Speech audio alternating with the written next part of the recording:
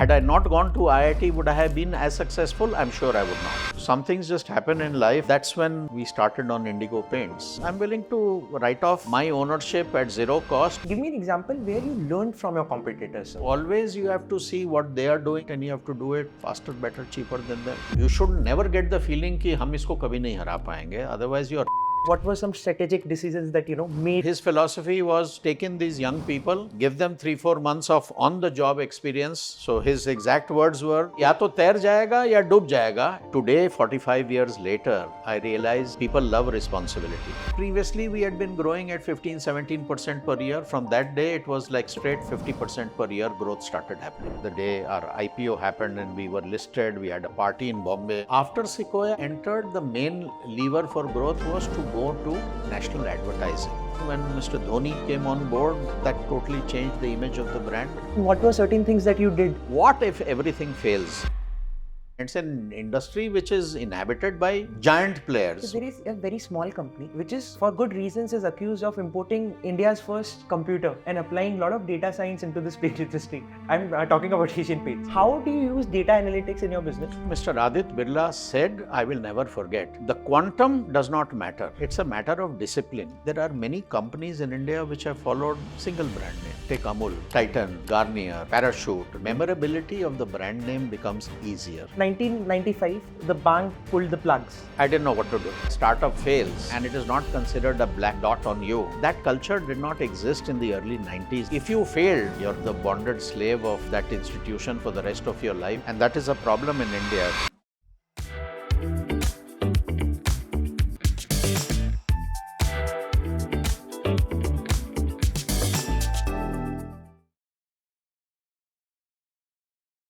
I'll tell you an interesting incident. After IIT, I had gone to Stanford University, as you discovered in your research. Now, I had been admitted into the PhD program at Stanford. Direct PhD. Direct PhD. And some of my seniors who had gone from IIT Kanpur said that don't apply for the master's program because they won't give you funding. Okay. Apply for the PhD, you'll get scholarship. And after 1 year, you can take a master's degree and leave.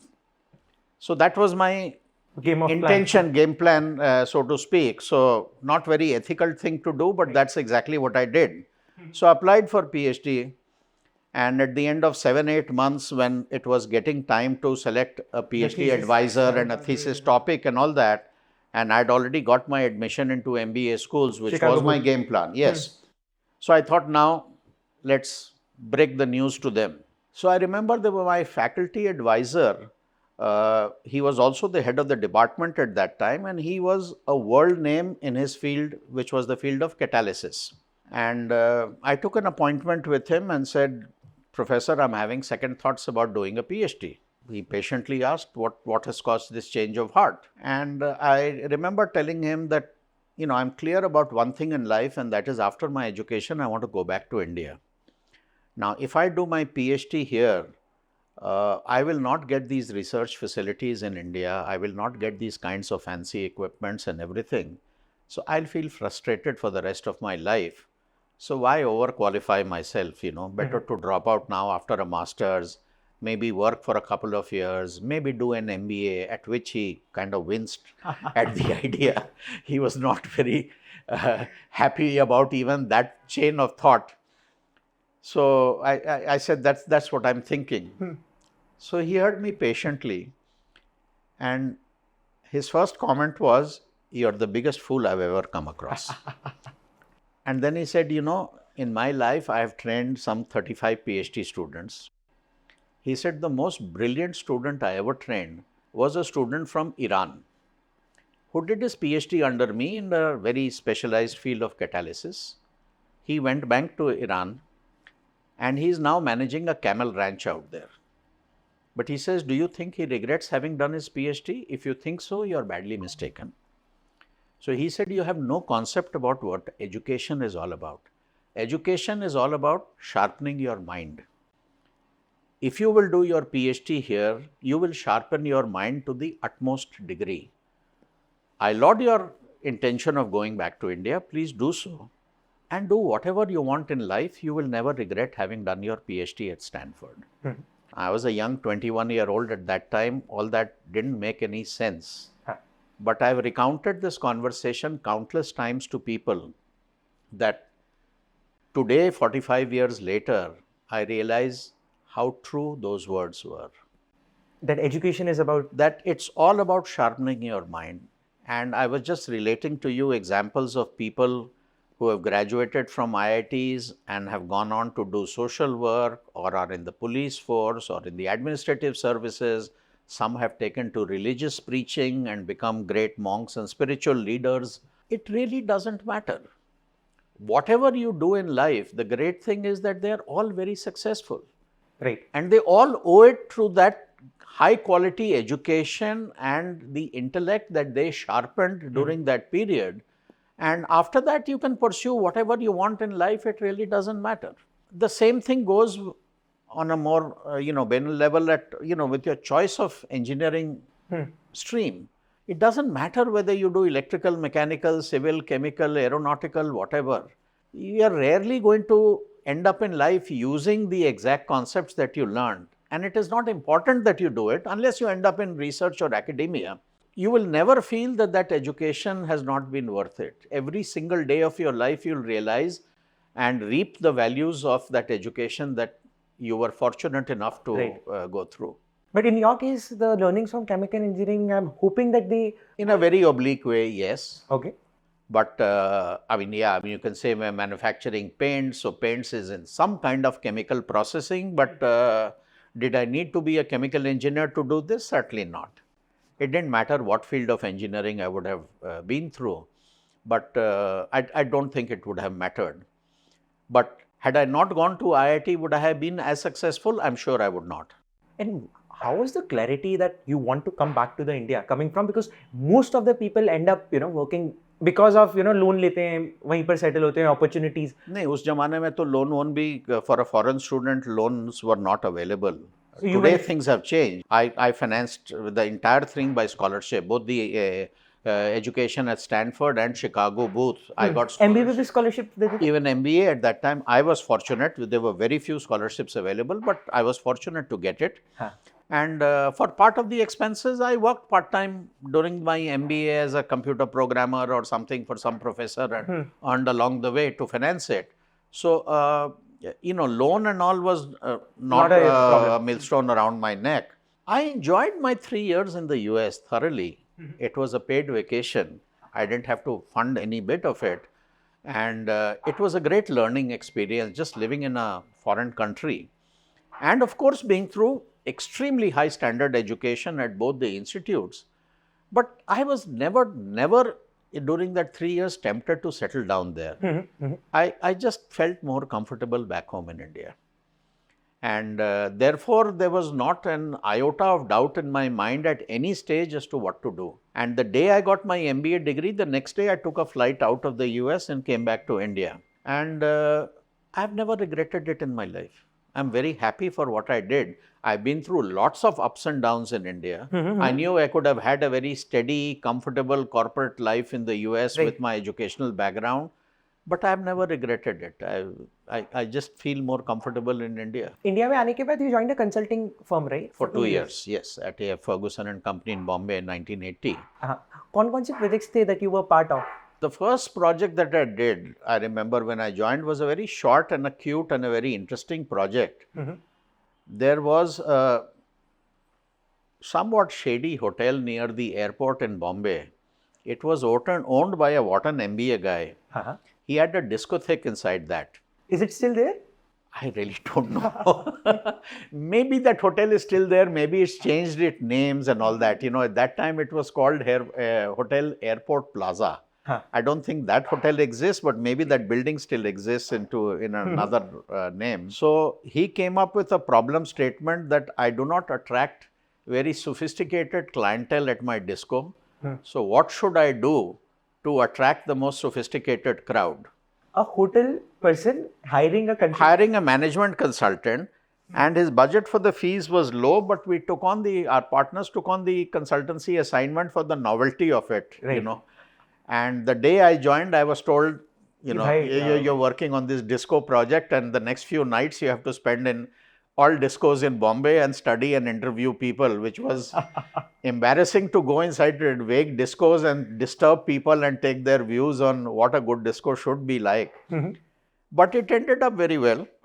And the person implemented all of our suggestions, what format people want inside a disco, etc. He implemented all of it. And on his opening night, he had Rishi Kapoor and Simi Garewal dancing on the stage, and he was thrilled, that this is exactly what I wanted. My next assignment was with the Aditya Birla group. And Mr. Aditya Birla was very much around at that time. So I had the pleasure of interacting with him when we made our final presentation. It was a major assignment in one of his units in Gujarat at Verawal called Indian Rayon, which now has, I think, merged into Grasim or something. So it was a assignment on inventory control, and that was a long assignment and a very fruitful thing that we did. And we had to make our final presentations to Mr. Aditya Birla, which was a daunting experience, but he loved what we had done. And I remember he cancelled all his appointments for that day and kept all our senior partners. I was a young consultant who had actually worked on the project, but he was getting a lot of inputs from our senior partners. So he just sat with all of us the whole day to pick our brains on various other things of his other companies. So that's a day that I will not forget. We had done a project on with Unilever, which was that time called Hindustan Lever Limited, so that now it's Hindustan Unilever Limited. So that was on production planning for their personal product division, which manufactured Pear soap and toothpaste and shampoos and stuff like that. So there was a production planning assignment and some foreign assignments also on inventory control in the Middle East. So for 2 years, it was a wonderful experience. So there is no way for us to go back and learn from Aditya Birla, sir, but you. And you mentioned that day you can't We are not in the same ballpark. Yes. He was in a very different league of entrepreneurs. But still, sir, you mentioned कि आप वो दिन कभी नहीं भूलोगे. ऐसा क्या हुआ था? There were some incidents जो आपको अभी भी याद है कि ऐसा हुआ था? Just the pleasure of being with such a large entrepreneur who ran, such a large, wide range of industries, and someone who was so successful and such a big name, to see his mind. I remember, he was asking our senior partners, I remember that I want to be a very professionally managed company, and I know I'm not that at this time. And that time, the Aditya Birla Group, the Birla Group were very traditionally run companies. It's a sea change from what they are now. Now it's a very, very professionally managed group, but it was not so at that time. And he was being very honest. So I remember our partner said, show me some of the MIS reports that come to you from your various companies and show it your MIS report that comes from the unit where we have done a consultancy assignment for you. Let's see what it looks like. So he tossed across an MIS report from that Indian Rayon unit in Verawal in Gujarat. And our senior partner was going through it. Everything, there was a budget and an actuals and variance. And something caught his attention, and our partner said, the milk consumption in the guest house at Verawal had gone beyond a certain point, and it was circled in red. And he told Mr. Aditya Birla that, Mr. Birla, surely matters like this should not be coming to your attention. To which what Mr. Aditya Birla said, I will never forget. He said, on that I disagree with you. He said, in our company, the quantum does not matter. It's a matter of discipline. There is a person who is responsible for this milk consumption. He had a budget. He had an allowable variance. He has gone beyond that. He either has a valid explanation or he leaves the organization. We kind of had to accept what he said because there was a lot of wisdom in what he was saying. It was a point of view. But I remember throughout that 4-month assignment, I had interacted with people at the lowest level, at the clerical level at his factory. And everybody was so conscious about profit and loss. And they were fully aware of what their realm of decision making what impact it had on the final P&L, and that is something that is very rare to find in any industry. So that culture that you impose becomes very important in running an organization. It's a culture where everyone has to understand profit and loss and what his decision making, how it impacts the profit and loss. It's very rare. You'll never find it in a multinational. And how can you achieve that culture that your critical staff is also worried about the impact? Because whenever, if any mistake they make beyond a certain point, it'll get highlighted to the highest level. So they learn very quickly. They learn very quickly as to, what should or should not be done. So many instances when found by talking to their staff as to how that culture had been embedded inside them right from day one. कैसे करा था? Because it's like this, somebody is, let's say, a junior person who's entitled only to train travel, and in those days that was very common. And even train travel, if he's too junior, is entitled to second class train travel. But he's been sent somewhere to get some very important document and all that, courier services and all those things did not exist in those days, You have to send people. Sometimes, if it was important enough. Now, if a person goes and if he's not getting a train ticket, one choice is he can take a flight. Now, he has to take a point decision because mobile phones and all those things were not around in those times. You can't call and ask ki kitna zaruri hai and all that. He has to take a decision on his own, how important this is. And should he, without authorization, book a flight ticket and come or not? Now, it will go against him either way. If he does not take a flight ticket, he will be lambasted, that idiot, did you not know how important it was? And could you not take a decision on 3,000 rupees knowing what magnitude and what harm this would cause? And if he took a flight ticket and it was not so important, he would be lambasted that why did you exceed your this thing? So people had to take these decisions in daily life in that organization where they knew that I will have to defend this decision of either doing it or not doing it. And that brought in tremendous sense of responsibility and corporate ethics within the organization. Does the same thing happen to a promoter when they list a company? That defending their decisions to the general public, the retail market? No, that is very different. I was talking about, the examples I gave about how you instill a certain culture in a company. Right. Now, different companies will have different cultures. Now, in most companies, it's a very hierarchical organization. Right. So you have to move up the channel. If there is a junior person and if he or she has a point of view or a point of grievance or something, you escalate it to immediate boss, and that immediate boss decides whether it should be escalated further and so on and so forth. You can't just walk inside a very senior person's cabin and talk about it, So that is one kind of a culture. In our company, it's very different. It's very informal. We have a very free-flowing culture. Anybody can walk in at any time. Anybody can talk to anyone. And those hierarchical barriers do not exist. Now, I guess the promoter has to decide what kind of culture he or she wants to instill inside a company. There could be pros and cons of both sides. But all these things ultimately emanate from the top and they work their way down. So you have to decide what kind of culture you want and what will work best. Sometimes, from what limited understanding I have, having a very open door policy can disturb the time. So for example, if you're doing something important and you have an open door policy, or koi bhi aapko... So yeah, there will be times that I'm busy and people will walk in to say that I have to show something or I want to ask something, and if I say I'm busy right now, come at this time or come tomorrow, that's okay. Got it. So it is not much of a disturbance. आपने 2 साल consulting करी sir. उसके बाद, what was the next big thing for you? So I never wanted to be an entrepreneur at that time. And which year was this? I'm talking about 81, 82. 81, 82, right. So my father had been a small-scale entrepreneur in Patna all his life, and that's where I had grown up and done my high school education. He had some kind of a business setback. And I was the only son, and he was quite shaken up. Those days, salaries were not so high that I could afford to, bring him to Bombay and have him stay with me and support him or something like that. Those days, salary levels in the corporate world were exceedingly low.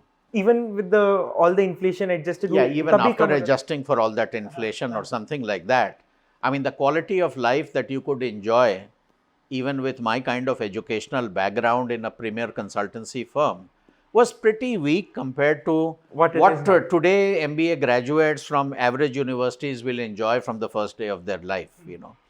So there was a sea change. I mean, corporate culture and corporate salaries have undergone a tectonic change. You know, I'm talking about more than 40 years ago. So things have undergone a sea change during that period. So at that time, I just took a decision. Okay, I have no other option but to go back to Patna and, you know, help him out in entrepreneurship, not having a clue as to what I was going to do. But I resigned and moved to Patna. And that was because your father called? He didn't exactly say it, but I felt a moral responsibility. And he was very happy and relieved that, you know, somebody was going to come and, be a helping hand for him. And then we had to build it up all again from scratch. So that was a turnaround story from what we researched. What went wrong and what were certain things that you did? What were some learnings from that turnaround story? Because that was a, first. So first we started with some trading activities, you know, got some distributorships of some companies and all that, and started out. First was just, you know, to bring food to the table, to have, you know, something going to take care of the living expenses of the family. And then over time, one set up some small scale chemical manufacturing units, very small, aided with bank loans, etc. And over time, some of them did reasonably okay, and we grew in that and set up a bigger unit, etc. And then around 95 or so, you know, that continued for a good 12-14 years that I was in Patna. You were there. A steady increase, steady improvement. But by and large, what you call an MSME manufacturer, you know, nothing great. But, you know, leading a reasonably comfortable lifestyle, taking care of the family and providing your children with good education. And there were no other great aspirations in life because the scope did not seem to exist. And then in 1995, I set up a slightly larger unit to manufacture a chemical, and I had a major setback. Which chemical was this? This was a chemical called sodium dichromate. कहाँ पर काम आता था sir ये? Various uses. It was used in the drug industry. It was used in leather tanning. It had multifarious uses. Reasonably profitable, but I went wrong in choice of certain equipments as I was scaling up, and it led to a technical disaster. What happened? Walk us through that technical disasters and learning from that, because very, very important. Nobody is going to teach us that, sir. I guess just some wrong decisions about what kind of equipments to take and who to take from. So it was an error of judgment. We had been manufacturing this chemical on a smaller scale with very different kinds of equipments, and we had been doing very well. So one wanted to scale it up to a much larger scale and take much larger loans to finance it. And all I can say with hindsight, it was simply wrong choice of equipment and a wrong choice of supplier. And उसकी वजह से गलत equipment उसके वजह से the equipments did not perform as they should have. You started making losses, and once you fall into that trap, you don't know what to do to get out of it. Because it's not easy to go back to the financier or the bank and say, I made a mistake of a few crores of rupees, I want to scrap it and buy afresh. See, this culture of startup as it exists today, and the ability to say that I went wrong in whatever, and a startup fails, and it is not considered a black dot on you, that culture did not exist in the early 90s in India. So if you failed, then there was something drastically wrong with you, or you were a cheat, or you had siphoned out money, or, you know, all those labels got attached to you. So, you know, you struggled and struggled to set things right, but it was just not possible. If you had to make that decision, you know, again, of choosing that right machine, so because बहुत सारे लोग होते हैं, we were with the founders of Nylons last day, and they were telling about कि वो कैसे Belgium से जाके मशीन लेके आते थे, यहाँ से वो फ्रूट लेके जाते थे 10-15 किलो, तब वहाँ पर ले जाना अलाउड होता था, उसको काट के देखते थे, बहुत सारी चीज़ें करते थे. If you had to make that decision again, of choosing the right equipment for your factory? Because I'm sure that you are involved in those types of decisions as of now as well. What would you do differently? The first thing that I would do that one learned from that is, if it's a critical piece of machinery, always check the antecedents of that supplier by saying कि आपने और कहाँ लगाया है. So now always after that in life you check the antecedents of any critical machinery supplier. One, very important. Huh. And you don't always go for the person who supplies the cheapest. But you feel that, and you've of course done the homework of verifying that it is working extremely well at other places and asking the others as to why they bought a more expensive machine. And if you feel that the benefits outweigh the higher initial cost, then you go for it. Very important. The other learning that comes is, as somebody told me after the failure happened, that you had conceived of the project very well, everything was fine, but you did not have a plan B, or you did not have some cushion on the side. What if something goes wrong? But people say don't have a plan B. If you have only plan A, आप उसी You पे should, करते but रहो. then you should also, one learning that at least I learned from that is, think back. Everything sounds rosy about this. What if everything fails in this new venture that I am doing? And just imagine for 5 minutes The worst case situation. the worst case situation. Will it set me back by 2 years? Then I should still go and take the risk. Will it destroy me completely? Then it's I a don't caution. think that risk is worth taking. So you live to survive another mistake. Yeah, you can make mistakes and you will make mistakes, and that is fine, and there will be minor setbacks, but you'll overcome it. Maybe it sets you back 1 year in life, 2 years in life, that you can handle. But that is something that had completely destroyed me. So I had gone into a project that if something failed, I had no recourse. And that, in hindsight, was a wrong decision. This is so insightful, sir. 1995, the bank pulled the plugs. What happened next? I didn't know what to do. I just didn't know what to do. I owed a lot of money to the banks. I knew I could not rescue this unit. I knew there was a fundamental flaw in the machinery. It would require huge investments to scrap it and to get it again. And nobody was there to fund it. So I didn't know what to do. So I was under severe tension because, as a company, you also owe money to suppliers and, workers and this and that. So one didn't know what to do. So for some time, you just went crazy. And then you had to pull yourself up and think that I have to get out of this mess. My entrepreneurial career seems to be over. So let's forget about that. First thing is take care of the family. So look for a job. So I found a job in the opposite corner of the country. I went on to join Sterlite, which is now Vedanta, in Tuticorin. So I said, at least I take my mind away from this. Otherwise, I'll go mad. And I'm involved in something productive and I have a means to support the family. And then let's think about, what happens to this. And slowly from some of the other companies that we were running with whatever profits we made, and we left behind a skeletal staff to run the other companies, that, okay, run it, whatever profit you make, whatever dues against this company that had failed, you can settle, keep settling. Was it easier for No, you? it's Because not easy. as a promoter, you're working somewhere else and that skeletal system, So how you would had you some trust those? No, they had to be trustworthy staff, and they were. And, one just kept in touch with them, and one tried to visit that place once in 6 months, and that was the most I could do. But we managed to settle a lot of the smaller dues of suppliers, this and that, either a negotiated settlement or whatever. So at least these people crawling into the office and, sitting on your head, that slowly got settled over time. And then you're left with the major, debtors, and that is the banks, on whom there was no solution available. One didn't have the funds at all to do that. And the banks understood that. I mean, they knew that I was in a job and where I was, and I remained in touch with them.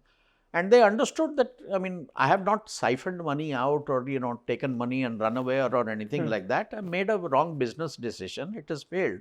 Now, what do you do about it?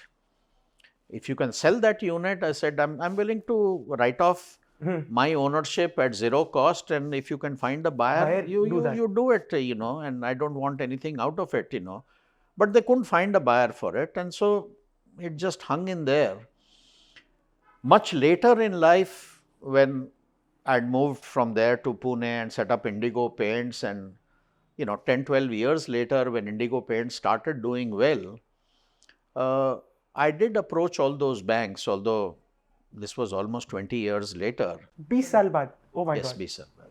And that is a problem in India, that, with the personal guarantees that you give, you're kind of the bonded slave of that institution for the rest of your life and all your future earnings. I hope the government enacts laws to correct that. It's not fair.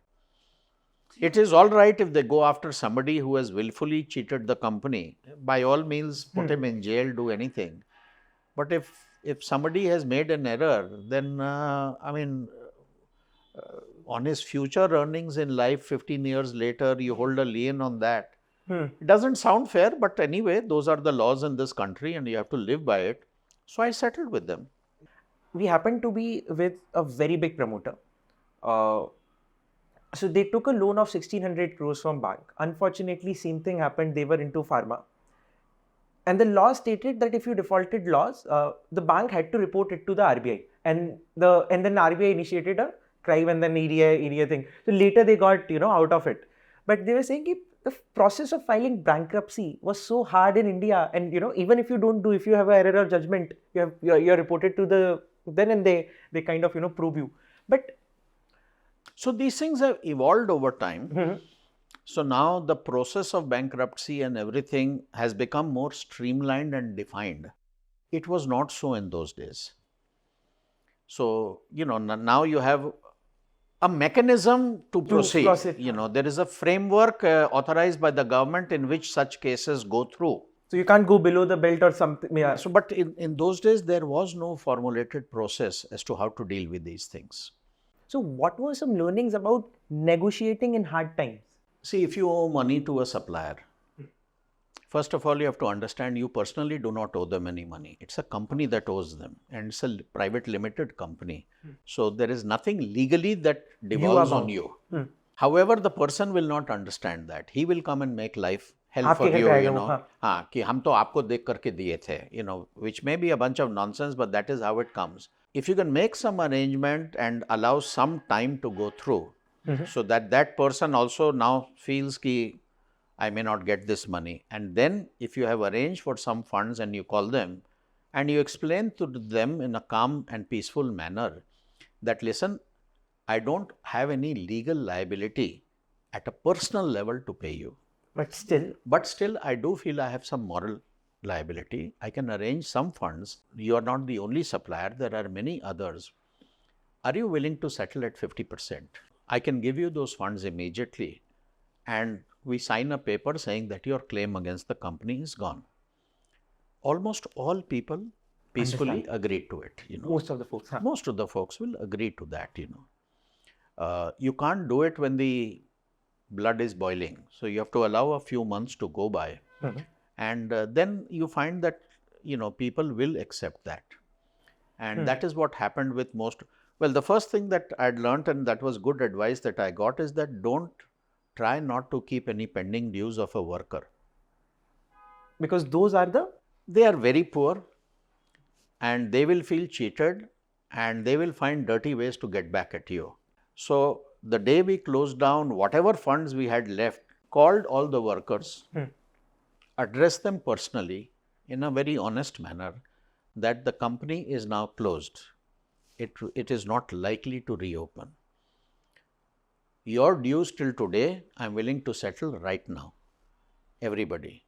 You want legal liabilities, that I want 2-month notice period, this, that, and all that. You're free to file a case, then I don't settle anything. I just don't have that money. If you're willing, you take your dues up till today, leave your address behind, go back. In case the factory restarts, we'll get in touch with you and call you. I remember calling all the workers and doing it. I did not know where it would end. But the moment I made my pitch, I think I was being honest and truthful. And they all in unison said, we will take our money and go right now peacefully. And not one person did anything unpleasant. So I think that if you are honest about it and if your heart is clean, you find ways. And we made sure that small people, to whom you owe 5,000, 10,000, किसी से कोई diesel का बाकी है, किसी से कोई nuts bolts का पैसा बाकी है, छोटे लोगों का ड्यूज बाकी नहीं रखना चाहिए. उनको आप सेटल कर दो, उन लोग नहीं समझेंगे बाकी चीज़ें. The bigger people who are corporate entities, they will be a little more patient. Because they know they also run this. Yeah, they also run this thing. They have seen it before or something like that. So, they will be a little more mindful. Provided you have been also honest, if they see that, you're siphoning out money and driving fancy cars and partying around or something like that, the news will go. So then their attitude could be different. But if that is not the case, generally people are decent and they understand that these things happen in life. Sir, जब आप उस copper factory में काम कर रहे थे, did you happen to meet Mr. Anil Agarwal? All the time. At least 3 times a day on telephone and physically 3-4 times a month in person, and spent long days with him all the time. So great entrepreneur, tremendous learning from him. We are about to host him. We are in touch.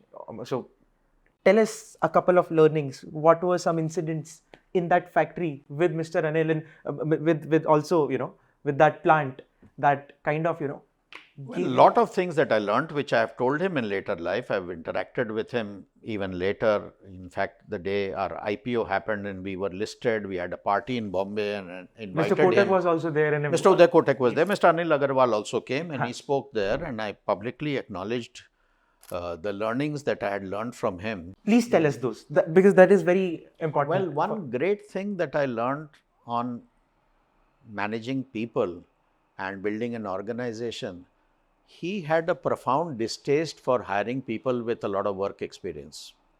They come with their own biases? Yeah, that's what he felt. And I agree with him now. And he used to say that, okay, at senior level, he used to say, 5-7 आदमी हमको चाहिए experience to run the factory. But he used to insist that if we needed to recruit people down the line, we either hire fresh engineers from college, fresh MBAs from college, fresh chartered accountants who had never worked before. And his philosophy was take in these young people, give them 3-4 months of on-the-job experience, and then just give them a very heavy level of responsibility and forget about it. So his exact words were, just push them in the deep end of the pool. And he used to say, या तो तैर जाएगा या डूब जाएगा. And he used to say, 95% तैर करके निकलेंगे. It's a scary concept. It sounds very bookish or something, but we were forced to do that because he wanted it that way. And having done it for 3 years, I learned for the rest of my life that this was the best way to do it. When we formed Indigo Paints, that's exactly what we have done even up to this date. Very rarely do we hire people with, lateral hires who are coming from with a lot of work experience. Sometimes you have to force to do that. Most of the time, we'll hire fresh engineers, fresh MBAs.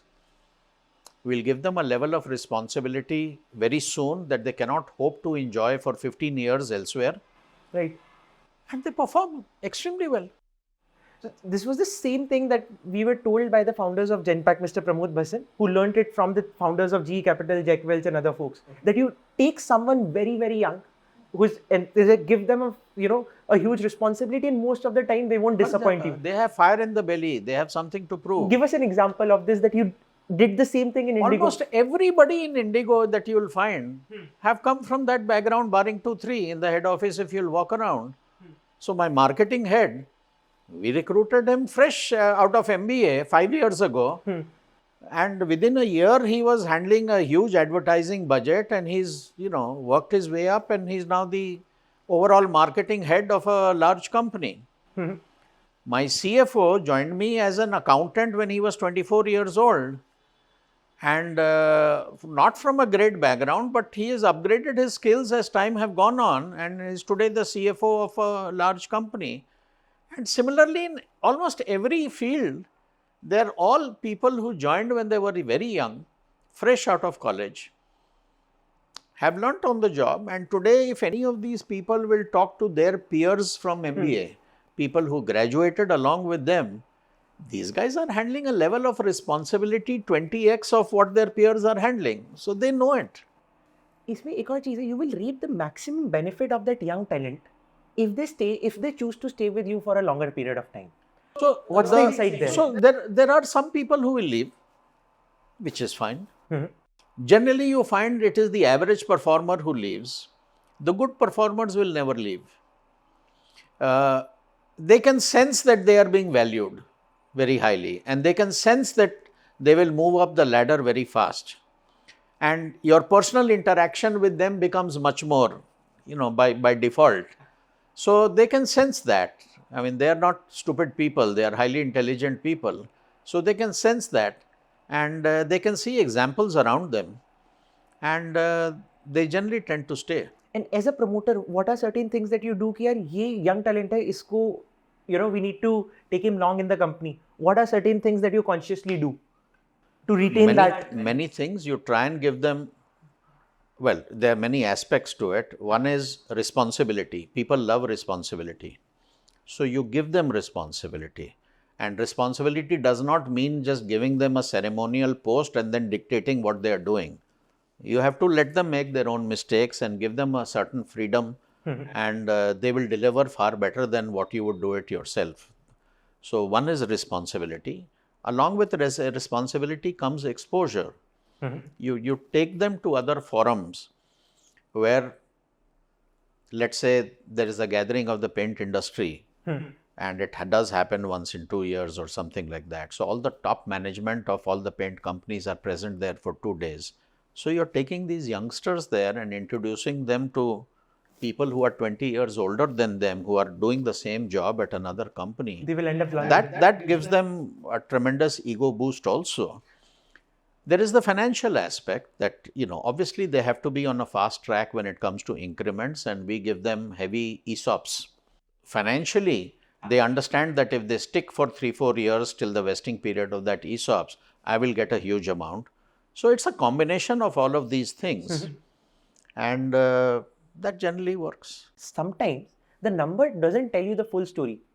So, and Indigo का structure ऐसा है कि जो ground sales force का जो जितना भी sales staff है, so their majority of the compensation is dependent on their targets and. Yeah, so you have the numbers for 600 people of how much sales they have done and what is their percentage growth. But sometimes when you talk to their supervisors, they will tell you that this number is misleading because 9 months in the year, I changed this person's sales territory. So the number that you are seeing is the number, of what he has done in the last 3 months, but it was a very, very troubled territory and he has rectified it. Just see his performance in that territory for the last 3 months, how is he recovering? So then you go deeper into data and you say, yeah, what you are saying is right. And the previous 9 months he had worked somewhere else where he had done a pretty decent job. So the fact that you transferred him to a troubled territory where it will take some time for him to deliver results doesn't mean that, you hold it against him. Right. So the number is not telling the full story there. So, when that's happening for 700 people, individually, we cannot track all these little changes that have gone on in the market, or somebody, he was sick, you didn't know it, but he was on bed for 2 months during that period, during which, the performance went bad, or somebody in his family died, or, something happened, So you have to take some of those points into consideration and realize that the guy was otherwise good, but something happened which was beyond his control. Right. And therefore, you have to give him that benefit and, not penalize him. And sometimes on the other direction also, the numbers are not telling the story, but he's telling you to certain other metrics that you should look at beyond just sales and growth to show as to how really the guy is building a very sound foundation for the future year. And, you look at the other metrics, if the supervisor points it out that please also look at this, and this factor. Okay, it requires a little more data, deep diving into the data, but you can do it for exceptional cases. And so, yeah, you have to take those into consideration when you're dealing with a large population of people. 1995, you paid off, you were working with the copper plant with Mr. Anil sir. What happened next? Indigo का idea कैसे आया था? Around 98, 99, Mr. Anil Agarwal decided to shift his base to London. He was wanting to list on the London Stock Exchange. I remember, and yes, go his number global is... and all those things, and he was wanting to expand outside India, and he felt that, London was a better base. So he just shifted to London, and he was, I think, trying to compel me to move to London with him. Okay. And I was not interested in living abroad, as I had mentioned earlier. Yes. So I told him repeatedly, I said, if I wanted to live abroad, I had the world at my feet when I finished my MBA. I could have stayed on in the US, but I didn't want to do that, and I still don't want to do that. But he was not willing to take no for an answer. So he was kind of almost forcing me to shift to London. And that's when I said, let's just part as friends. And I just put in my papers. And the idea of Indigo had not come in the mind at that time. Okay. But it was, the entrepreneurial bug had begun to bite again. And I was feeling that I'm not cut out for a job, even though I was seemingly doing very well there. But I just felt inside me that something is not right. Okay. I have to run my own ship. So that time there was a former colleague of mine from my AF Ferguson days. He had been my boss, and he was running a consultancy practice in Bombay on TQM. And I happened to be talking to him, and he said, why don't you join me as a partner? You move to Pune. I've got some clients in Pune, and we can build it together. So without questioning anything or knowing anything, I just said, chalo. So some things just happen in life, and without much thought, I did it, came to Pune. Did that consultancy bit for about a year, but found it very boring. And that's when we started on Indigo Paints. And how was the thing, yaar, paints mein kuch banana? What was the insight? What was So we had a small chemical unit still running in Bihar, which was making a very basic chemical called calcium chloride, which again had very multifarious uses.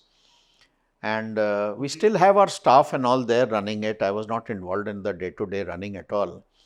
And once I was visiting Patna, and one of the minor uses of that chemical was that it was a raw material for making cement paint, which was a very low-grade paint. And there were many cement paint local guys, smalls, my fly-by-night operators who were sitting in the office who had come to buy calcium chloride. And I inquired who these guys were, and my manager said, they're all running, paint units, and they're doing well. And it just came to my mind that, if these Johnnies can do it, surely we can do it better. Why not try that? Right.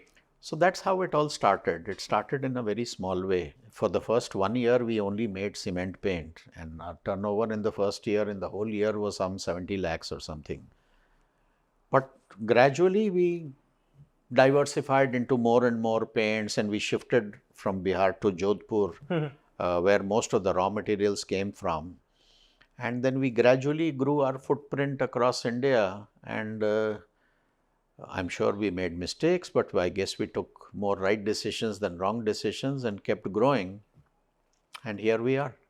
Indigo का नाम कैसे आया था आपके दिमाग में? How did you end up, and how was the story of getting a zebra as the logo? What's the insight? So zebra came much later in 2012. The name Indigo Paints, well, it was a paint company, so I wanted a name that denoted color. It was as simple as that. Right. Normal colors, red, blue, violet, and all are too commonplace to name a company after them. You don't say Blue Paints Limited or something like that. It doesn't sound good. Indigo is one of the colors of the rainbow, but a slightly less commonly used, terminology for paint. And I remember during my IIT days, there used to be this Mood Indigo festival at IIT Bombay. So somewhere in the back of the mind, all these things came together, and I said, Indigo Paints naam rakhte hain. It denotes color, and at the same time, it's not the same as yellow, blue, green, orange, or something like that. So it just turned out to be a nice name. I have friends in IIT Bombay. In fact, I was staying in IIT Bombay, and once they are going to see this, that Indigo, you got your inspiration from Mood Indigo. I have attended Mood Indigo during my IIT Kanpur days. I won a prize there in debates and all that. So, that was our own cultural festival was the prima donna at that time. But Mood Indigo was getting very popular. Now I think it's become very large in stature. These people are going to, reach out to you for that. But sir, आपने अभी बताया था कि जो first जो आपकी journey थी, 0 to 1, and you admire people who have built it from scratch because that is the hardest journey. Take me through that hardest journey. What was So the not challenges 0 to from 1, I would say the first 10 years when you went from 0 to 10 crores or something like that. I mean, that's the most difficult period. 2000 से लेकर 2010 तक was your difficult period? Obviously, because you're fighting for survival, you're building something from scratch. So it's not easy, and it's an industry which is inhabited by giant players who have existed for 100 years. So it's not an easy industry. And you have to struggle to survive. Every month there is a challenge. How do I pay salary bills? How do I pay this? How do I pay that? As in any startup. Walk me through that challenge of, setting up a new paint factory, helping. उतना ज़्यादा सोचा नहीं. Things just went on, but I think the learnings of the previous failure definitely helped. So one did not take any bank loans to start off with. We said that number one, rent everything, even the premises. Take a closed industrial unit somewhere in Jodhpur on rent. खरीदने का नहीं. खरीदने का नहीं है, loan नहीं लेने का है शुरू में. I don't want that headache on my head. So, take it on rent. Keep fixed expenses as low as possible. And, each time when you are embarking on some expansion or some this thing, keep thinking back. What if this goes wrong? How much do I lose? Can I withstand that? So those learnings basically came very much in handy. And one never made that same mistake a second time.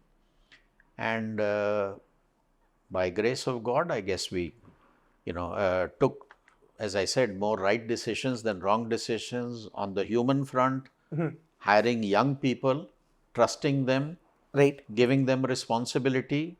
It kept costs down at the initial stages. It felt them to be a part of the growing journey of the company. Whoever enjoyed it stayed around. Who did not enjoy it, they left and went. And that was fine in those days. There was not much option. So till the revenue was 10 crores, sir, you were only selling cement paints? No. By then we had, right from the year 2, we started selling other kinds of paints. So one by one, we started selling other kinds of, manufacturing. So, we found some freelance consultant to help us, make the other kinds of paints and, buy the small equipments for that. Of course, we could not afford buying equipments from fancy people at fancy prices, but within that, whatever we could afford, we did that. And for the scale of operation that we were in at that stage, that was okay. What were some turnaround times in the business where, the business flew off? What were some strategic decisions that, made a leap in the journey, sir? I think the big leap happened. The first one. In 2009, when I decided that let's get all the sales staff at one place for an annual conference. Or actually, it happened a little before that, I would say.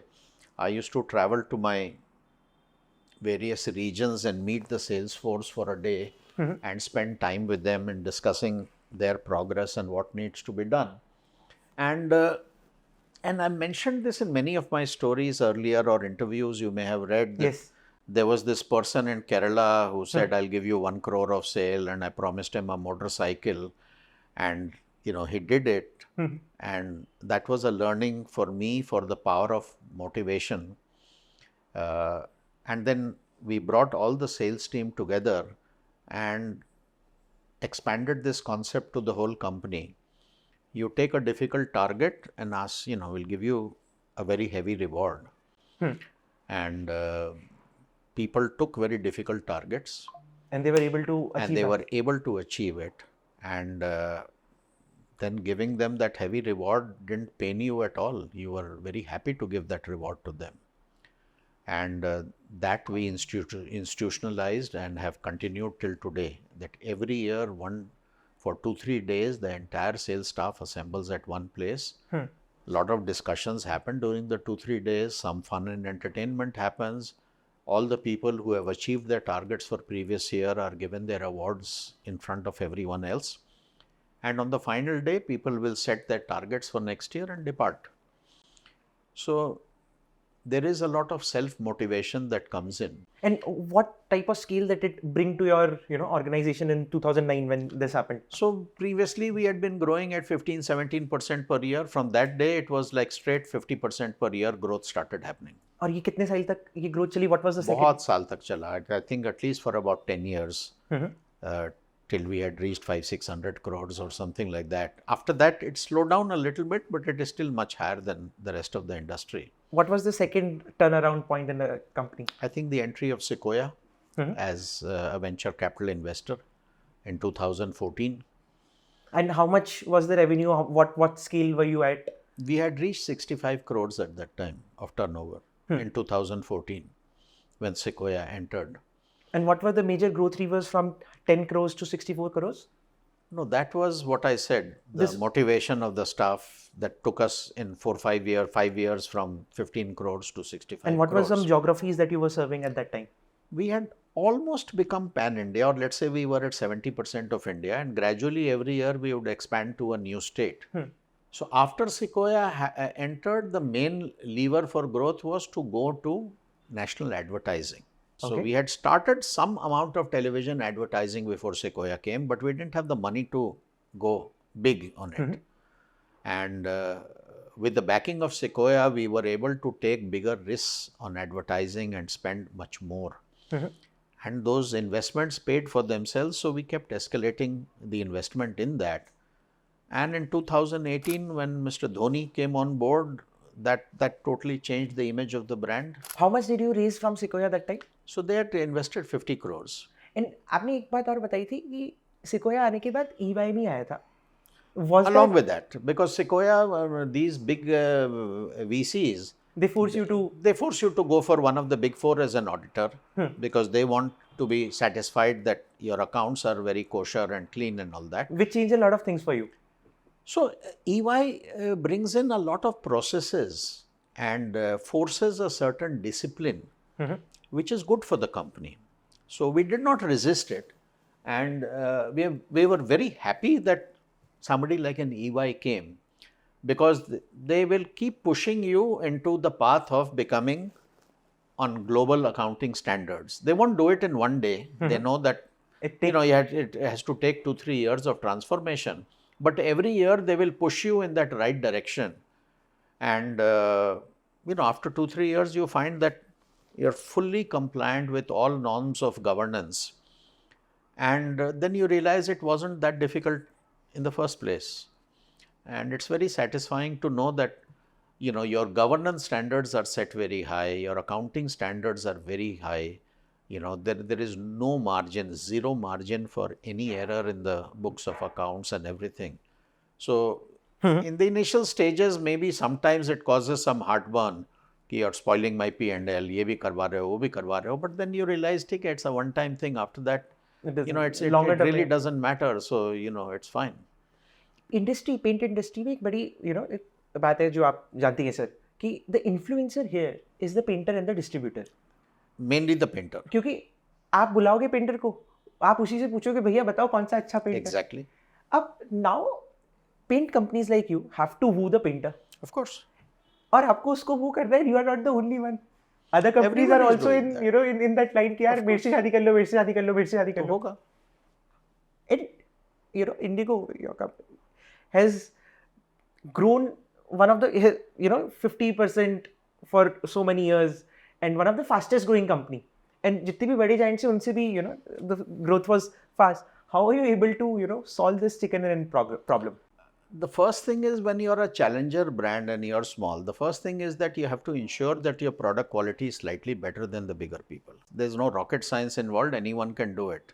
But cost भी तो बढ़ जाती है उससे. थोड़ा सा बढ़ता है, but that's a price that you have to pay. So you have to do that. Is that enough? The answer is no. Now you have to demonstrate that quality to the painters. So you do that by blind tests. You'll pick a can of a much larger brand and you'll pick your own can from the dealer's shelf. You'll mask them with some black paper and tell them to apply it. And, you need to have the confidence that they will come out with your brand as being the better one. And then you unmask it. So the second thing is you demonstrate the better quality. Even that is not enough. The third thing is for that conviction to seep inside that a newer brand is better than a brand that I've been using for 15 years. So that's easier said than done. So it takes a long time. You have to keep working at it. You have to offer them financial incentives more than what the others are giving. Again, that is, it is necessary but not sufficient. So all of these things you do, slowly, some of them start getting convinced, then they use it on a project, on some house or something. They are happy with the result and then the word spreads. So it's a slow dissemination of information amongst the painter community. You don't catch them through television advertising. How do you catch them then? You have to have meetings with them. So, at any retailer that you're selling, there would be 20, 30 painters who are loosely associated with that shop. So you organize meetings with them on an evening where you'll host some tea, coffee, snacks or whatever, and you will do your demonstrations, you'll answer questions, you'll do some sampling in front of them. Maybe out of 15, 3 will get convinced and move over to your brand. So you keep doing this process day in and day out over years and years, and slowly you build up a faithful following. Same cheese, दूसरे brands भी कर रहे हैं sir. Correct. So then how will you? How did you let the growth? Always you have to see what they are doing and how they are doing it, and you have to do it faster, better, cheaper than them. That's the mode for success for anything and anywhere. You have to see what they are doing and do. Do they do a blind test? The answer is no, because they will fail in a blind test if they did a blind test with us. So they won't do it. So you need to have the courage to do that. That's a very big thing. At their scale, can they afford to give the financial incentives that you are giving? Chances are no, because the number of painters and contractors that they have is too huge. So if they expand their incentives, it may have a very big hit on their balance sheets, etc. So you also have some advantages being a smaller company. You can do things that they cannot do because of their scale. For example, give me some examples. What I just said, doing all these blind tests, giving them higher incentives and everything, you can cover up that cost by having lower overheads elsewhere. Maybe those companies cannot do that. So for them, all these people who do these activities for the painters are all outsourced people, or let's say off-roll people. We have them all on-roll. So that gives us much lesser attrition in that manpower. And perhaps those people do a better job of convincing. Whereas for somebody who is an outsourced employee, he just goes through the motions and probably does not do as good a job. So you have to find the weak points in the larger companies, and there will be always weak points in larger companies because there are things that a smaller company can do which a larger company cannot do. And as we go large, same problems will come in us, that after a certain point, there will be some things that may become difficult to micromanage, which we could do when we were much smaller. Give me an example. जब Indigo जब small थी, तब ऐसी क्या-क्या चीज थी जो आप कर सकते थे और करते थे, लेकिन जैसे कंपनी आप बोल रहे हैं कि जैसे अब डीलर्स हैं, अब डीलर्स को इंसेंटिव प्रोग्राम देते हैं, monthly, quarterly, all kinds of things. Previously, when the number of dealers were small, we could tailor those incentives to what each dealer wanted. Right. Now today, when you have 20,000 dealers, it's no longer possible to do that. So then you have to have a more generalized scheme which applies to everyone, and you can have slabs within that, etc. But everything has to be laid out on paper. You can't leave it to the discretion of this field force ki jisko marji aaya zyada de diya, kisi ko kam de diya and all that. So many things you could do when you were very small, which gradually become difficult as you grow. Because otherwise it can lead to a lot of malpractices, it can lead to a lot of confusion amongst the dealers and everything. So as time goes on, some rigidity necessarily steps in. You have to learn to manage the rigidity and, still try and keep that entrepreneurial spirit alive and to keep the company as nimble and as light-footed as possible, which is a challenge. And it's all about managing those challenges. Give me an example where you learned from your competitors, sir. Oh, lots. You always learn a lot from competitors. There is no doubt about it. So I think the important thing is you have to keep watching what your competitors are doing. You should not be in awe of them. You should never get the feeling कि हम इसको कभी नहीं हरा पाएंगे. Otherwise you are licked.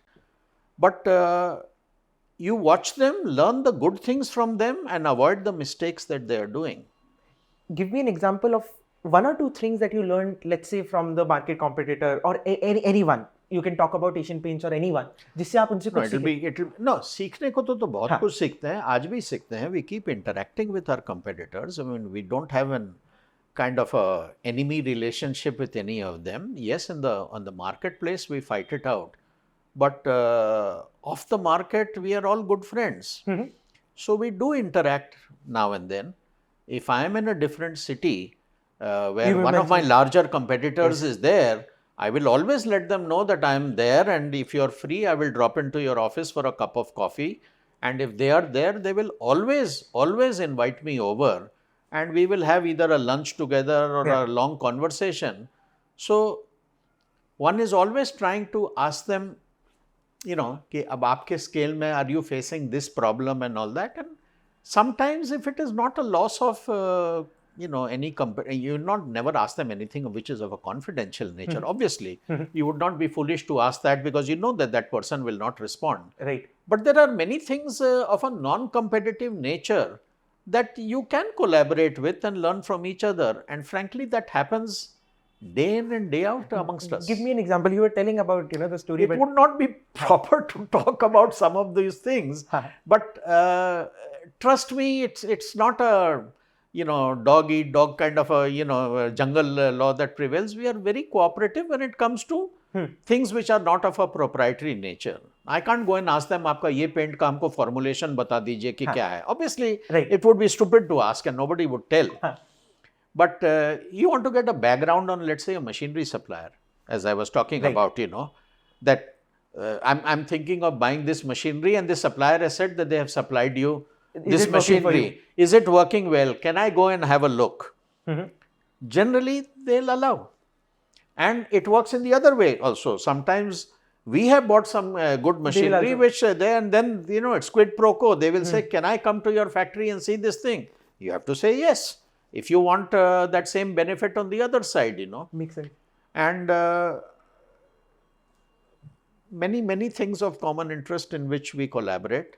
Many things you observe and learn that these are practices that they are following, whether it comes on schemes that they offer to the dealer, the kind of annual benefits that they are offering, etc. And I'm sure that there are things that they learn from us. Because there are many things that we have initiated in the market which 2-3 years later we see our competitors following. So it will work. You always have to realize that there is no end to learning. What are some other ways of learning from competitor? One is, of course, you know, you meet the other promoters, you get exchange notes and stuff like that. But what are other ways where you try to incorporate their learning? So you're all the time recruiting people. Sometimes you're recruiting people from some of those companies who then join your company. So they will share insights about, you know, how it was done there. So that is another way in which learning comes. Some comes by simple observation. Your field force will tell you कि आज ये Asian ये कर रहा है, Berger ये कर रहा है मार्केट के अंदर में, or something like that. And you'll have a look at what they are doing, and sometimes some of those things you feel that, okay, this is a good idea. You know, maybe we can do it the same way, or we can twist it around a little bit and do a similar concept. So you have to have the humility to understand that you have a lot to learn from them. There's no doubt about it. आपने बोला था you in your journey, you have made right decisions more than the bad decisions. Decisions, maybe there are some counterintuitive decisions which everybody in the market is performing, but you have a certain different way of viewing that, and you take a very different approach. What were a couple of counterintuitive decisions that you took which led to a huge growth in the company? So I mean, there will be hundreds of those examples. One comes to mind is that in other companies, they have, each of those companies have 12-15 sub-brand names. आपके पास भी 4 थे पहले थे, but then we had a brand consultant who was able to convince us that this is not the right approach. Why was it not the right approach? See, when you're trying to promote a brand, building a brand is not just a name on the package. You have to put money behind it? You have to put money behind it so that people remember this brand name and they associate it with your company and associate it with certain attributes of the products. Now that takes time, it takes money.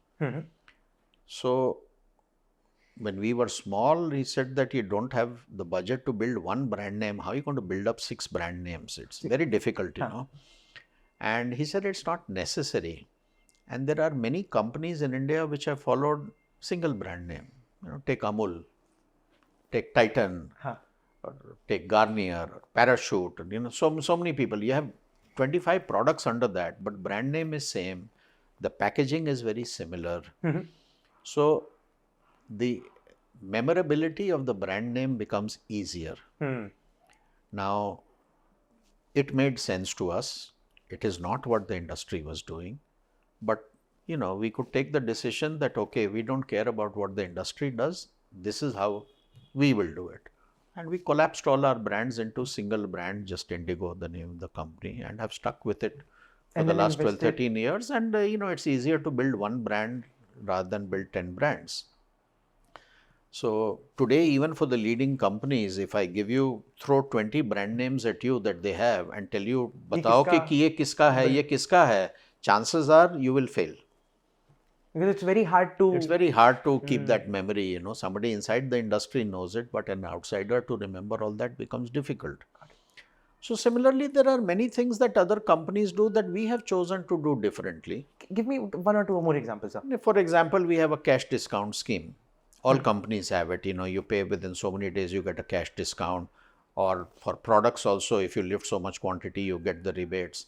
The others will give all that in the invoice itself. And we say no, when the month is over, we will actually see when your money has come, and then only if you're eligible for it, you will get the respective credit note. We'll give the credit note within the first week of the following month. Now, lot of objections come from dealers कि बाकी company तो ऐसा करती है. We stick to it कि भाई बाकी company करती होगी, हम लोग ऐसे ही करेंगे. आपके समझ में आए आप काम कीजिए, नहीं समझ में आए मत कीजिए. Did you experience some growth after implementing that? It's not a question of growth. Sometimes some things could be cost-cutting measures or maintaining certain discipline or something like that.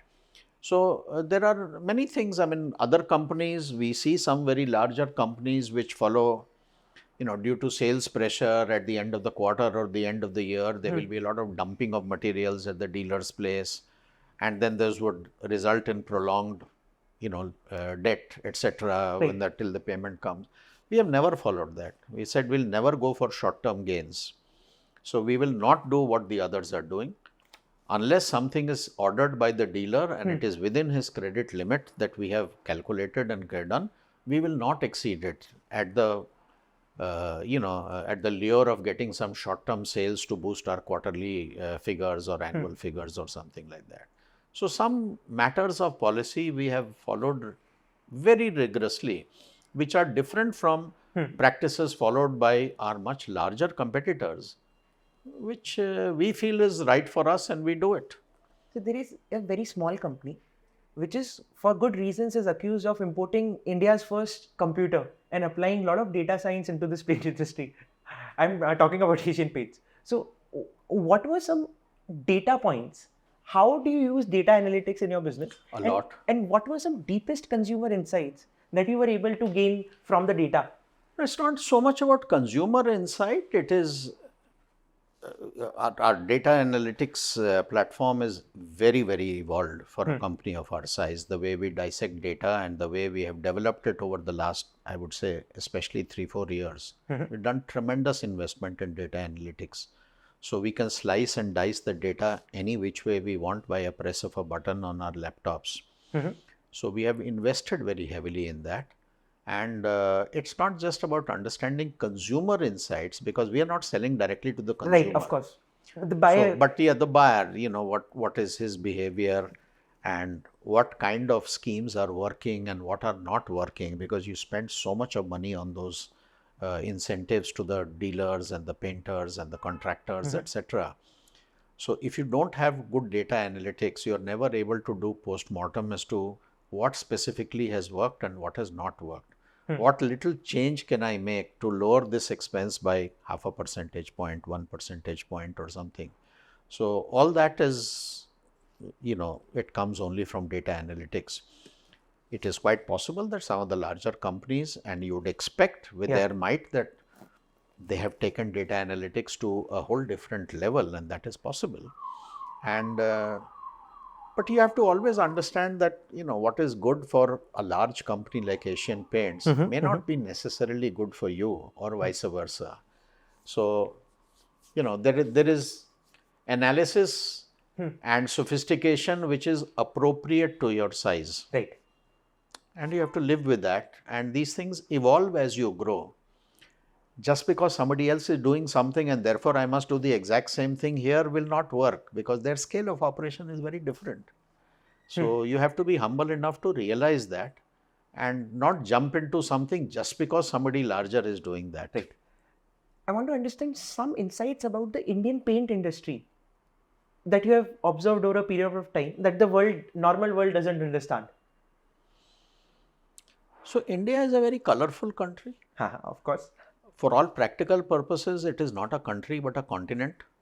The behavior and the preferences of, let's say, an average consumer in Tamil Nadu is completely different from what a customer in Assam may want or a customer in Gujarat may want. I mean, as you move from one state to the other, preferences change very dramatically. Give me an example of how does, paint preference in Gujarat is different from, your paint preference from Kerala. No, for example, most of northern India, people want paint with a lot of shine in the paint. So, चमकता हुआ, चमक चाहिए paint के अंदर में. You'll go to Kerala, people want matte finish. So, it's a basic difference. I have lived in Tamil Nadu for 3 years when I worked there. So, people are fine painting the ceiling with green or purple. Okay. Now, most of India would want a white ceiling. Yes. So, preferences are different. Now, you'll see the color combinations that people use in, it also changes depending upon your religious background. Right. And there are distinct preferences that different religious background people, what a Hindu wants, what a Muslim wants a Christian wants, they're different. Right. Now, we are no one to pass a value judgment and say this color is good and this is bad. Right. It's a matter of an individual choice. Similarly, if you go to rural India, people want very bright colors. They say, color bright nahi hai, to fir paint lagaya kyun? Whereas if you come to the more metro cities, it is more very, either whites or very gentle pastel shades and stuff like that. So, the preferences are so drastic even within one state as you go from one region to the other, that to each their taste. Have you thought about deep dive into the behavioral aspect of why? I'm not talking about the religious aspect, I'm talking about the geographical reasons. Why the North Indians want, more chamkila and why the South Indian wants more matte. Is there anything in the behavior? No, I never try to get into that. If a person wants it, then he or she wants it. I mean, that's it. Who are we to question the causality behind it? I mean, you like something, why does somebody like a Mercedes and somebody like a BMW? Very distinct preferences. This is contained in a geography.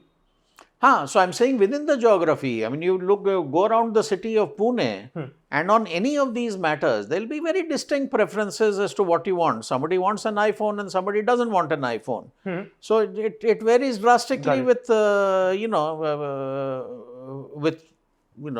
will come on your clothes, the kind of jewelry a woman would want to wear or not want to wear, or the kind of makeup that she may want to adopt or not want to adopt.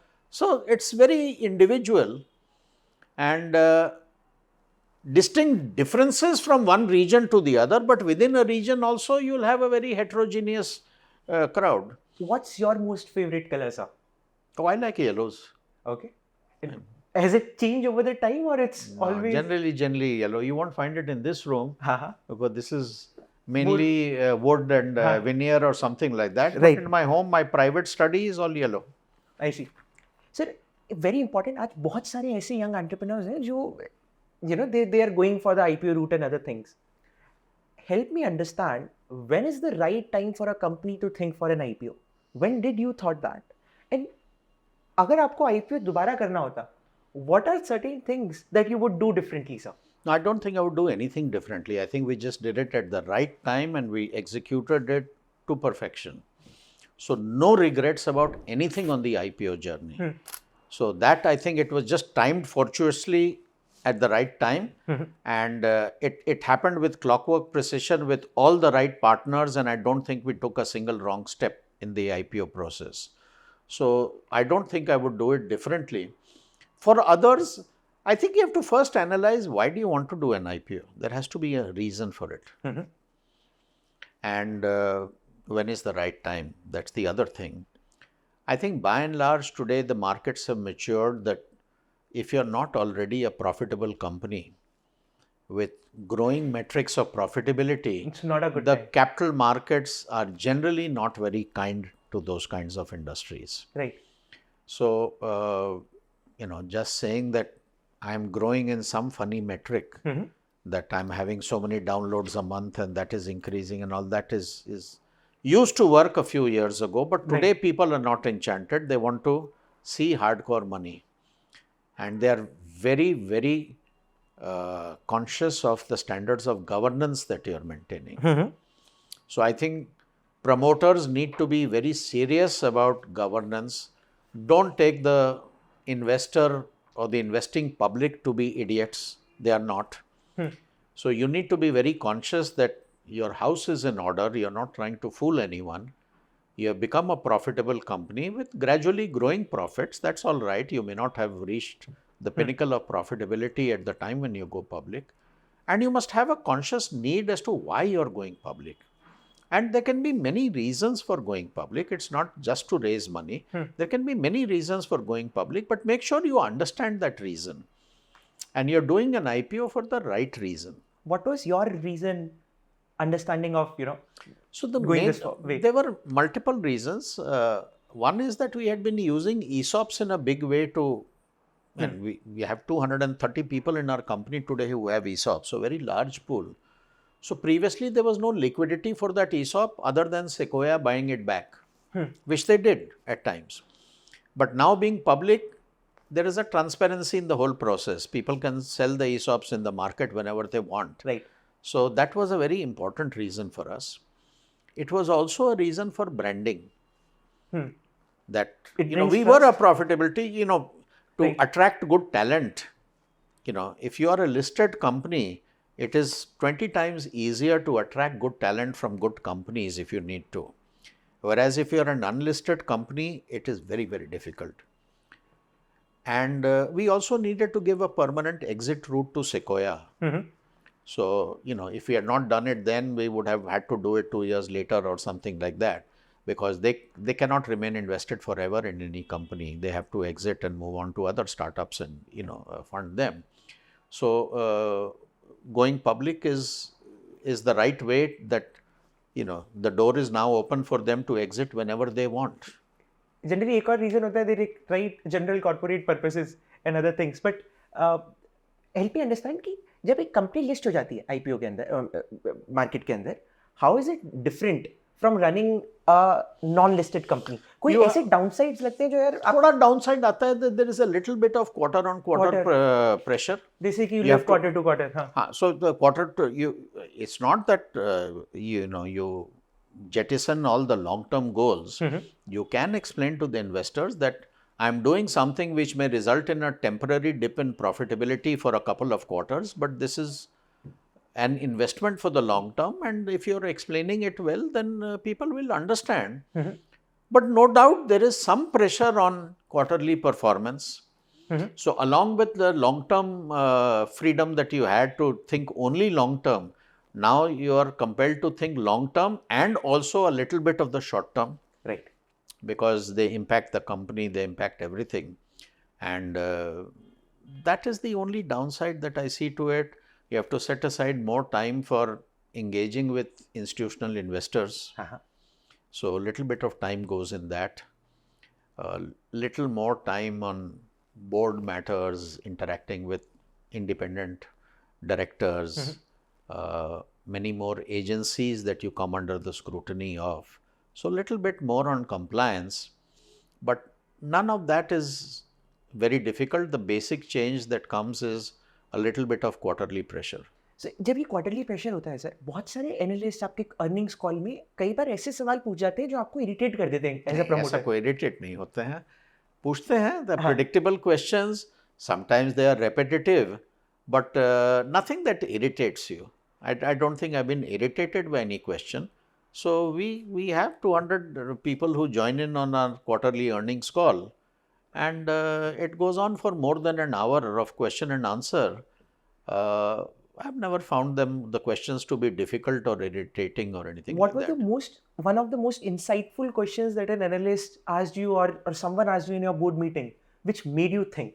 So during the IPO, there you have a lot of one-on-one investor meetings in a very short period of time, and there was one fund manager sitting in London. So he got very interested not in the company performance but in our incentivization program for our own sales staff. And he liked the idea, but then he asked, out of your entire revenue, what percentage are you spending as incentive to your sales staff? Set me thinking, because I never remembered measuring it that way, and I said maybe it's about 1%. He said, have you thought of increasing it to 4%, 5%? And he gave examples of some companies that they had invested in China who were spending a huge amount of money in incentivizing. And he said, you are incentivizing the end result, that is sales. What are some of the determinants of sale? What should they be doing to generate sales? Why don't you incentivize those rather than incentivizing the end result? So that outcome is achieved if you then the outcome will come. So you incentivize the determinant of sale. What are those? Many things, how many tinting machines they're installing, how many new dealers they are opening, and various other things they have to do in the ground, which will ultimately lead to higher sales. So that set me thinking a lot. And who was this investor? Let's not name him. But that fund manager since has moved on to another much larger fund, and we have become very close friends after that. So he lives in London, I live here, but he may come to India once a year, but we will find time to spend together. And whenever I go to London for investor meetings, he will always invite me over for a private dinner or something. And we'll not talk business at that time, but we've just become good friends because, something connected at some level which got me thinking, and we implemented what he said because that made a lot of sense to me. What were any other insightful questions just that got you thinking, which gave you ideas? Because generally, आप जाते हो in meetings में आप सिर्फ जवाब देने जाते हो. आप रटे-रटाए answers होते हैं आपके पास. Offhand, I can't think of any, but I'm sure there would have been. Are you thinking about succession for the business, sir? So I have a son who's joining the board now, but he doesn't want to get involved in the day-to-day running. So I'm comfortable in running the company for another 10 years maybe. And at that time, maybe we'll hire a professional CEO the way Asian Paints is done, the way Berger Paints is done. And my son that time can control the company from a board level without getting involved in the day-to-day decision making, which is how it is happening for so many companies in India. So for me, it's not a major issue. What's the biggest challenge that you're facing right now, sir? The biggest challenge always is that you always want to grow at twice the speed at which you are growing. So always the ambition is much more than you may be doing well, but your ambition is always to do much better. So you keep striving every day of your life to achieve that. I see. What is one thing that the retail and the people who buy the stock of Indigo doesn't understand about the company? That it is of much better quality. So I wish that knowledge permeated much faster and that conviction came much faster that it is a much, much superior paint to whatever else is available in the market. And how will you convince them? It will take time. You keep doing it day in and day out through painter meetings, through advertisements and everything. But nothing happens immediately. It takes time. I see. You need patience. This market, we were reading and learning, there's a very big player coming in, and that is creating fear among a lot of folks in the industry. It's not creating any fear in any folks inside the industry. It's just creating fear amongst the analyst community. And that company is not coming, it has come.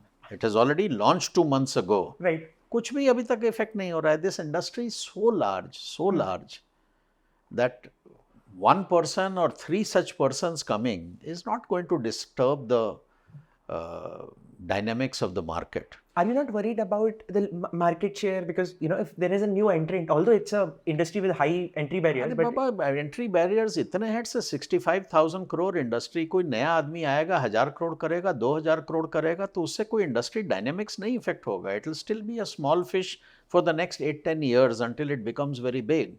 And so therefore there is nothing that is going to happen which is disruptive in nature. So the paint industry has always been very competitive. New competitors come, some go, some remain. तो चलते रहता है. So there is nothing dramatic about this thing. But a lot of hype has been created amongst the analysts and the media. We can't help it. ठीक है. So we are at the end. हम आपसे 5 सवाल पूछेंगे, 5 second के जल्दी से आपको जवाब देने. What are some books that you have read that has, give you a high amount of learning curve? Investment Biker. Very good, by a very, very big investor on Wall Street. And that's been one of the delightful books that I've read. Okay.